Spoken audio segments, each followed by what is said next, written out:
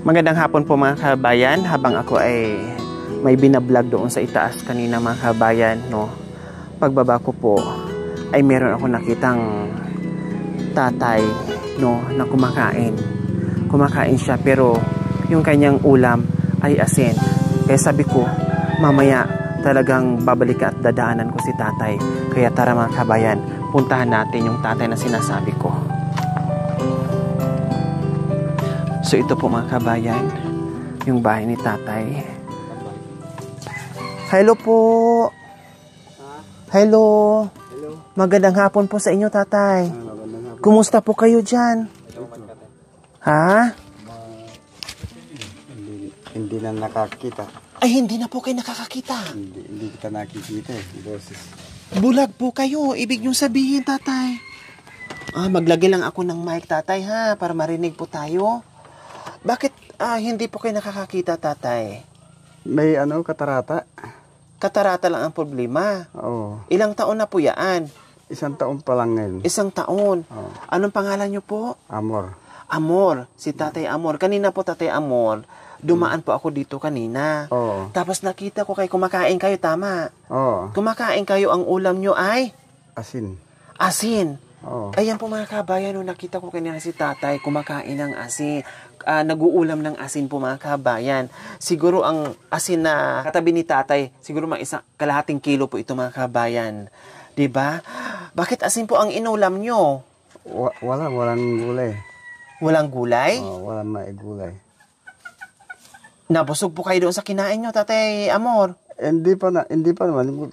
Parang lang eh. Parang merienda? Merienda ko lang yun. Kasi alanganin, sabi ko, ang aga naman ni tatay maghapunan ata. Yung pala merienda.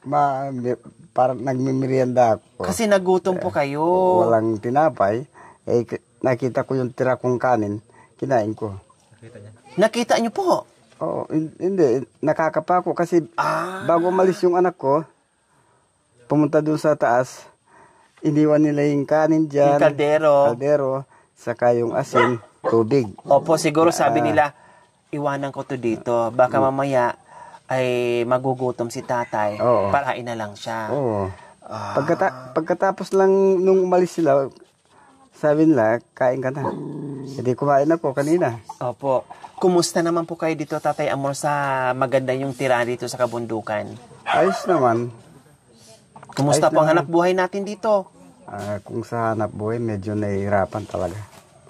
Bakit nasabi niyo pong nahihirapan? Pag ganitong tag-araw, wala nang ganong trabaho. Tapos, kung hindi ka makikipagtrabaho dyan sa patag, sa mga lowlander, wala talaga. Wala. Dito po sa kabundukan, Tatay Amor, ano po ang inaasahan ditong trabaho? Ang inaasahan namin dito pagkatag-ulan, nagtatanim ng gulay, ampalaya, ubi, mais, Opo. saka kamuting kahoy. Sa ngayon, may inaanin na kami, may ina-harvest kami. Kaya lang, hindi sapat sa Pagkain sa pagkain namin. Si lalo ngayon, nasanay yung mga katutubo sa mga pagkain na galing sa kapatagan. Opo, tulad ng bigas. Tulad ng bigas. Ulam, ibang klaseng ulam. Mga isda. Opo, karni. O karne. Nasanay na sila doon. Tapos kape, asukal. Parang hinahanap-hanap na po, parang ganun. Hinahanap-hanap na namin yun. Kaya pagka nagtanim kami ng mga gabi o saging, binebenta namin yan para pampalit pambili namin ng mga katulad ng mga pangailangan namin, bigas. Opo. Sukal. Tatay Amor, ano po ang trabaho niyo po dati nung, siyempre, kompleto po yung paningin niyo, kumbaga, may paningin pa kayo. Anong trabaho niyo po dati, Tatay Amor? Ang trabaho ko nung hindi pa na yung paningin ko, nagtatanim, tapos pag nag-harvest na kami, nagdi-deliver. Opo. Binababa namin yung mga kalakal namin sa bayan. Tinitinda namin. Mas okay po noon, Tatay Amor, kasi siyempre nakakagawa kayo, nakakapagtrabaho kayo, nakakapunta kayo ng bayan, magbenta ng mga kalakal nyo. Ngayon, yung nagagawa nyo po dati, ngayon hindi nyo na po magagawa. Hindi ko na nagagawa. Sa ngayon kasi, yun lang, pagdudumi ako, nahihirapan. Kahit sa pagdudumi nyo, tatay, nahihirapan kayo? Nahihirapan ako Ginaguide kasi- pa kayo? Ibig sabihin, ginaguide pa kayo ng, i-guide ng ako. misis nyo? Oo. Nasaan po ba si nanay ngayon? Naka-duty siya sa barangay. Ah, so ano po ba ang trabaho niya sa barangay, Tatay Amor? Ang trabaho niya sa barangay, bilang ano siya, lupon. Ah, isang lupon po ng barangay, taga-pamayapa. Oo. Oh, tapos po, Ako, pag nag-ano siya, nag-duty siya, ito, mga bata, yung kasama ko, mga anak ko. nandito lang po sa, nakaalalay sa Oo, inyo. nakaalalay sila sa akin.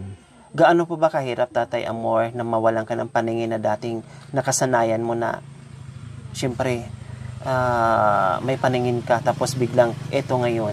Gaano po kahirap, Tatay Amor? Mahirap talaga. Mahirap. Minsan, napapaiyak ako. Bakit napapaiyak po ka, Tatay Amor? Bakit hindi ka napapaiyak? Yung dating ginagawa ko, na kung wala yung misis ko, kahit na papano, nakakagalaw ako. Yung pangangailangan niya sa kusina, yung panggatong, kung ano, hindi ko na nakukuha. Hindi nyo na po nagagawa. Hindi. Talagang mahirap talaga. Ngayon, ang ano ko na lang, minsan, bakit kaya binigyan pa ako ng Panginoon ng ganito kung nahihirapan pa rin akong ganito? Parang, Pero sinisisi ko siya, pero pagka mamaya, bumabalik ako sa kanya. Pero talagang masakit talaga. Masakit ang nawawalan ng paningin. Dati, hindi ka nawalan ng paningin. kaya mo magtrabaho lahat-lahat. Kahit na anong trabaho, kaya ko. Yung magtanim, o yung magbenta ng mga kalakal, kaya ko. Yun po yung na-miss yung ginagawa, Tatay Amor. Oo. Tapos, yung bahay ko, hindi ko natatapos. Opo, nakikita ko po sa mga mata nyo, Tatay, nangingilid ang luha. Alam ko yung ibig nyo sabihin na minsan tinatanong sa sarili nyo, Lord, bakit ganito pa? Oo. Sana marami akong nagawa ngayon. Kaya lang, minsan na-realize nyo, bandang huli na-realize nyo siguro may purpose ang Panginoon kung bakit ganito ang ginawa sa mga mata ko. Parang ganon. Iniisip ko siguro, kaya binigyan niya akong ganun. Baka gusto niya magpahinga muna. Baka darating ang araw, magkakaroon pa rin ako ng paningin. Pahinga, kumbaga, dahil sobrang sipag nyo noon, kaya sabi siguro ni Lord, o sige, para makapahinga po kayo, dahil hindi kayo mapipigilan nyo sa ginagawa nyo, ito muna ang ibibigay ko sa iyo. Pero may pag-asa pa rin po kay tatay na makakita balang araw. Itong kulang lang sa, gusto kong magpagamot. Kasi yung mga... Hindi pa po ba napacheck up, tatay? Napacheck up ko nung una, kaya lang, binigyan ako ng reseta, hindi ko na nakuha dahil nga sa hirap ng Hindi na po nabili. hindi ko Kaya na- lalong lumabo ng lumabo. Oo. O bakit napaiyak na po kay Tatay Amor? Siyempre, alam mo kasi yung katulad ko, medyo mahirap tanggapin ang ganito. Opo, naintindihan ko po, Tatay Amor. Pero sabi nga, habang nabubuhay, may pag-asa. Huwag lang mawalan ng pag-asa, Tatay Amor. Ano? Yung, kung minsan, naiisip ko, siguro may patatrabaho sa akin ng Panginoon, kaya binibigyan niya ako ng pahinga. Opo. Pero, kahit ganun yung iniisip ko, araw-araw marami akong na-realize sa isip ko na Kung bakit naging ganyan po Oo. kayo. dati hindi naman ganyan. Kasi yun lang pag upo-upo ko maghapon, tulad nito, Napapagod kayo. napapagod din ako. Masakit sa katawan, nakaupo. Buti pa yung gumagalaw ka, Tama. nakakapagtrabaho ka, yung ugat mo parang gumagalaw. Exercise. Oo, exercise. Ito wala na akong exercise. Parang nararamdaman ko, maraming pumapasok na sa katawan ko. Nasakit. Dahil kulang kayo sa ehersisyo, kulang sa galaw. Laging nakaupo, laging nakahiga. Kung katulad kahapon, galing kami, sinama ako ng misis ko doon sa Batyawan. Opo. Kinuha nga namin yung konting, yung konting Ayuda. ayuda niya sa, sa DA. Opo. Yun, nakapaglakad ako, nakasakay kami ng motor papunta doon. Kahit pa paano nakagalaw yung mga ugat nyo, Tatay nakagalaw ako. Amor. Okay, so ayan, Tatay Amor, nandito kami. Meron kaming daladalang regalo para sa inyo po. Tanggapin nyo po. Ayan po, Tatay Amor. O, hulaan nyo po kung ano po yan. Pwede nyo pong buksan kung ano po yung nasa loob. Kung ano po ang napaloob niyan, Tatay, sa hinahawakan nyo po, buksan nyo po. Ayan po, dito po sa itaas. Ay, ito po. Ayan. Ay, salamat. Ulog kayo ng Panginoon. Kahit na pa paano makakatulong sa akin ito.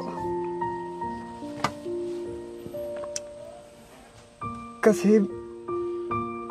isang taong ko nang naghihirap. Opo, Tatay Amor. Hindi ko na maano sa isip ko yung nararamdaman ko.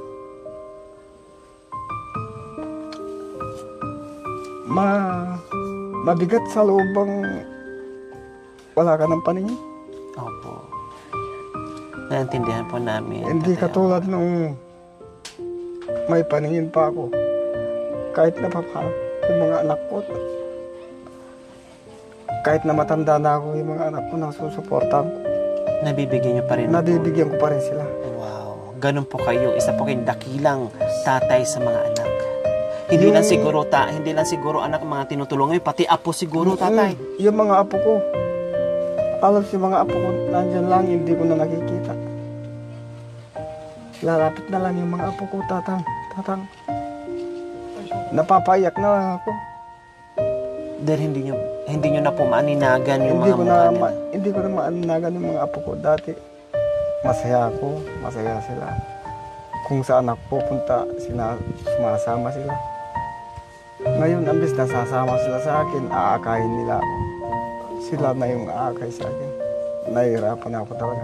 Ayan, so nandito po kami, yung buong team, kasama po ang sponsors, Tatay Amor, na kahit paano sa tulad nyo, na minsan talagang dumadaan yung buhay natin na talagang malungkot tayo dahil sa mga nangyayari sa buhay natin. Pero nandito kami na kahit paano, panandalian man lang na mapapasaya po namin kayo, Tatay Amor. Kaya ayan, regalo po namin. Sana ay makakatulong po sa inyo, Tatay Amor. Minsan, sumisikip yung dibdib ko. Pag hindi ko na kaya talaga, yung pag-iisip ko na hindi ko na... Sa dami niyo pong iniisip, Tatay. Sa dami kong iniisip, sumisikip na lang ang dibdib ko. Kaya lang pagka sumisikip na kaya nandyan na, kaya yung tulugan ko, nakaanda yung tulugan ko. Pag Humihiga na lang kayo. Nahihiga na lang ako. Tapos, ayan, sabi nyo nga po kanina, Tatay, may mga katanungan kayo sa Panginoon kung bakit ganyan. Siguro kailangan na lang natin tanggapin. Tama yung sinasabi, siguro mayroon pang purpose si God sa inyo. Pinahinga muna kayo. Pero kailangan natin tanggapin yun, no, para kahit pa paano ay nawalan man tayo ng paningin, pero magpapasalamat pa rin tayo kasi yung buhay nandoon pa din. Diba, Tatay Amor? Oo. Ayan. Ayan, Tatay Amor. Sige nga po, magkano po yung hawak-hawak nyo? Hindi ko makikita. Hindi nyo na makikita o tagpa 500 po yan o bilangin nyo po kung magkano. Bawat isa yan 500. So bilangin nyo po kung magkano po yan. Kunin nyo po lahat.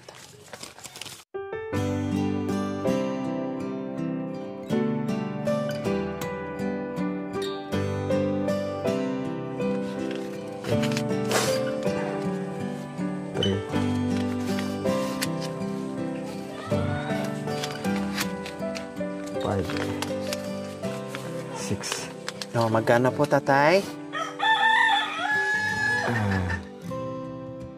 3,000. Ayan, 3,000 po yung hawak nyo, Tatay Amor, ha? Salamat. Walang anuman. Yan po ay galing sa ating, may ginito ang puso, sa ating selling sponsor from Canada. Ayan po. Actually po, yung ating sponsor ay marami na natulungan. Talagang mula noon hanggang ngayon ay patuloy po sa pagbibigay, no?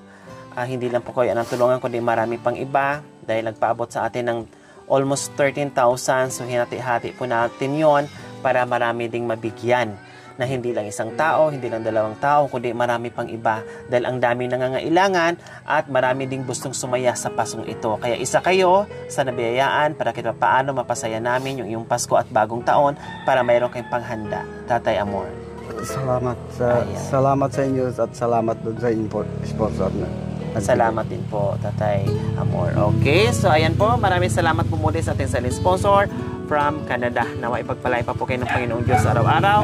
Nawa ibigyan pa po kayo ng kalakasan ng katawan sa araw-araw. Nawa ibigyan pa po kayo ng mahabang buhay. Pang sa ganun, marami pa tayong matulungan na gaya nila. Sa mga kabayan, huwag niyo pong kalimutan, pakishare, subscribe sa aking YouTube channel, Lori Aquino Talita. Maraming salamat po, God bless us all. Bye po, Tatay Amor. Salamat.